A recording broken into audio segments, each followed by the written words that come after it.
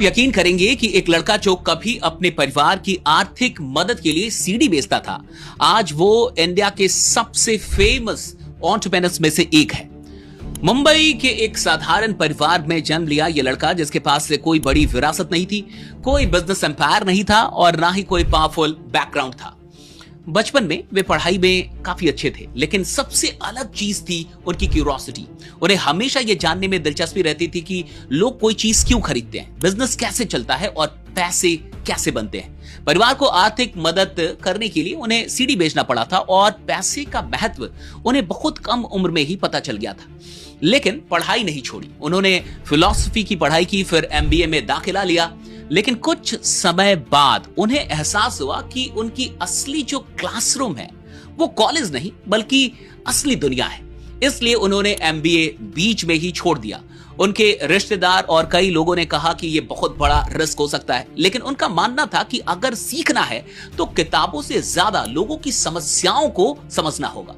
फिर साल 2010 में उन्होंने फ्री चार्ज शुरू किया। आइडिया बड़ा साधारण था, मोबाइल रिचार्ज करो और कैशबैक पाओ।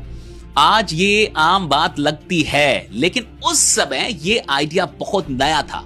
शुरुआती दिनों में पैसे की कमी थी, चुनौतियां थी और कई बार ऐसा लगा कि स्टार्टअप ज्यादा दिन नहीं चल पाएगा, लेकिन वो डटे रहे। आखिरकार फ्री चार्ज भारत के सबसे सफल स्टार्टअप्स में शामिल हो गया और करोड़ों डॉलर की डील में बिक गया। ज्यादातर लोग यहीं रुक जाते, लेकिन वे नहीं रुके। उन्होंने फिर से जीरो से शुरुआत की और 2018 में लॉन्च किया क्रेड।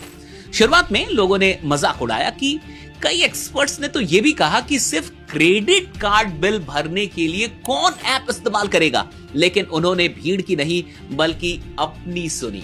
आज क्रेड भारत के सबसे चर्चित फिनटेक स्टार्टअप में माना जाता है। उस विजनरी बिजनेसमैन का नाम है कुणाल शाह। अब कुणाल शाह जी व्हाट्सएप जैसे वर्ल्ड के सबसे बड़े मैसेजिंग प्लेटफॉर्म का नेतृत्व करेंगे और ऐसा करने वाले वो पहले भारतीय बन चुके हैं। मेटा के फाउंडर मार्क जुकरबर्ग ने उन्हें ये जिम्मेदारी दी और उनकी कंपनी में $500 मिलियन इन्वेस्ट भी करेंगे।